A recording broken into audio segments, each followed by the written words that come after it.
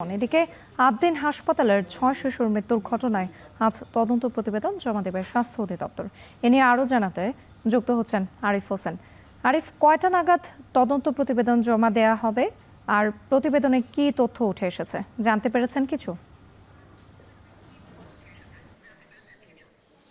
রাত্রি ৭২ ঘন্টার বেশি টাইম পার হয়ে গেলেও কিন্তু তদন্ত কমিটি আজকে যে জমা দেওয়া হবে তা নিয়ে কিছুটা দ্বিধাদ্বন্দ্ব রয়েছে। আমরা হাসপাতাল কর্তৃপক্ষের সাথে কথা বলেছিলাম, তারা বলছেন যেই বিষয়ে তদন্ত উঠে আসবে সেই বিষয়ে তারা পরীক্ষা নিরীক্ষা করে দেখছেন এবং তদন্তের কমিটির যে কার্যক্রম সেই কার্যক্রম চলছে। আপনি নিশ্চয়ই জানেন যে ঈদের ঠিক একদিন আগে এই আবদিন হাসপাতালে 6 শিশুর মৃত্যু হয়েছিল। এর প্রথম এবং প্রধান যে কারণ হিসেবে বলছিল সেটি হলো যে তাদের যেই ওয়ার্ডটিতে রাখা হয়েছিল পোস্ট অপারেটিভ ওয়ার্ড, এই ওয়ার্ডটির মধ্যে নিঃশ্বাসজনিত কিছুটা ঝামেলায় পড়ছিল শিশুগুলো। অর্থাৎ মধ্যরাতের পরে শিশুগুলো কান্না শুরু করে, তাদের নিঃশ্বাসের সমস্যা হয়, এরপরে এক এক করে বমি, এরপর ভোর রাত থেকেই কিন্তু মৃত্যুর ঘটনা শুরু হয়। অনেককে বাড়িতে পাঠিয়ে দেওয়া হয়েছে এমন কিছু অভিযোগ ছিল।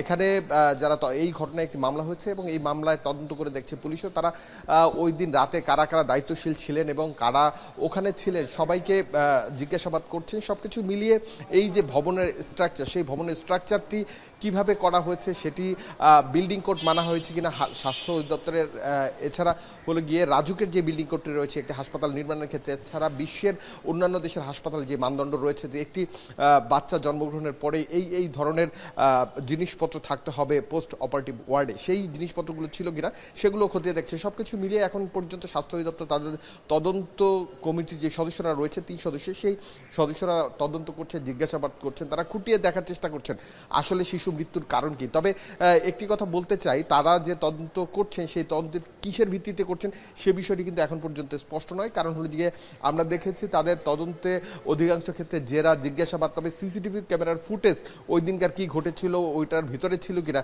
সেগুলো নিয়ে কিন্তু কিছুটা সন্দেহ তৈরি হয়েছে। এখনো পাওয়া গেছে কিনা, আমরা ভেতরে ঢুকেছিলাম জাস্ট যখন এই মৃত্যুর ঘটনা ঘটে তার কিছুক্ষণ পরে, কিন্তু ভেতরে আমরা কিন্তু সিসিটিভি ক্যামেরার কোনো অস্তিত্ব দেখতে পাইনি। সুতরাং শিশুগুলোর ভাগ্যে কি হয়েছিল সে বিষয়টি কিভাবে তারা বের করবেন এটি কিন্তু এখনো দেখার বিষয়। যদিও ওই দিনকার সংবাদ সম্মেলন করে ডিজি বলছিলেন স্বাস্থ্য অধিদপ্তরের যে রুমটি যথেষ্ট ছোট এবং এই রুমটির মধ্যে আবদ্ধ, নিঃশ্বাস নিতে কষ্ট হয়। সবকিছু মিলে তদন্ত প্রতিবেদন কি উঠে আসবে সেগুলো স্বাস্থ্য অধিদপ্তরই বলতে পারবে এবং তাদের 3 সদস্যের যারা কমিটি রয়েছে সেই কমিটি এখন পর্যন্ত তাদের যে তদন্ত রয়েছে সেটি চালিয়ে যাচ্ছে। আজকে জমা দিবে কিনা এখন পর্যন্ত আমাদেরকে নিশ্চিত করেনি। রাত্রি আরিফ হোসেন যুক্ত ছিলেন, জানাচ্ছিলেন বিস্তারিত।